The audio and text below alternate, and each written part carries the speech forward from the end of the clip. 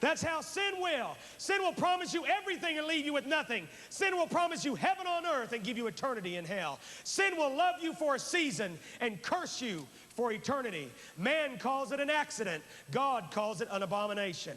Man calls it chance. God calls it choice. Man calls it defect. God calls it disease. Man calls it hereditary. God calls it habit.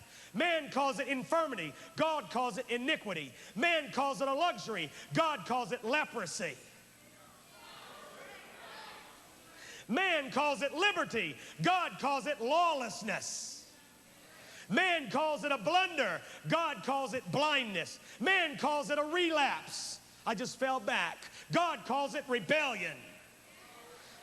Man calls it a trifle, a little thing. God calls it a tragedy. Man calls it weakness. God calls it sin. I make no apologies, friend, of the Bible's stand concerning sin. Those of you in this place that are in a backslidden condition, you're away from God and you know it. You're doing things that Jesus would never do and you know it.